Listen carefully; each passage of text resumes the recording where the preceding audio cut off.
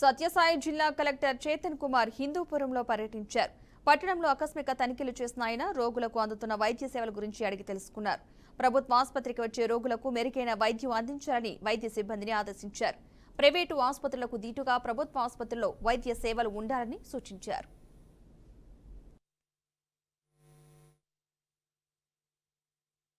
Buildings ఉంటాయా ఏంటి అనేది బార్ అసోసియేషన్లో కూడా వాళ్ళతో కూడా డిస్కస్ చేసి వాళ్ళు కూడా కన్విన్సింగ్గా ఏదైనా బిల్డింగ్ ఉంటే ఐడెంటిఫై చేయాలని వాళ్ళు కూడా చెప్పడం జరిగింది. ఇందులో భాగంగా ఇక్కడ హిందూపూర్లో కూడా మనకి నల్గొండ డివిజన్ సబ్ కలెక్టర్ గారు కూడా చూసి ఇక్కడ వాళ్ళు కూడా ఇది further day to day activities ఉన్నాయి అది కూడా వాళ్ళు కూడా ఫాలోఅప్ చేస్తారు. సో దట్ మనకు ఒక బిల్డింగ్ ఆల్రెడీ కొంచెం డైలాపిటేటెడ్ కండిషన్లో ఉండడం వల్ల వాళ్ళు కూడా హైకోర్టుకి approach already they are also ready to get కొత్త బిల్డింగ్ తీసుకోవడానికి వాళ్ళు కూడా రెడీగా ఉన్నారు. కొన్ని 2 కోర్ట్స్ వాళ్ళు కూడా షిఫ్ట్ అవ్వడానికి ఆల్టర్నేటివ్ ప్లేస్ టెంపరీ ఒక 1-2 ఇయర్స్ కావాల్సి ఉంటుంది. ఎందుకంటే కోర్ట్ అనేది regular activity day to day నడుస్తుంటాయి, పిటిషనర్స్ వస్తూ ఉంటారు, కేసెస్ ఉన్నాయి కాబట్టి.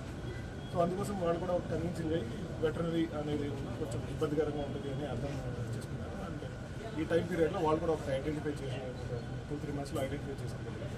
ఫర్దర్ ప్రాసెస్ ఎలాగని మనం తీసుకెళ్తాం.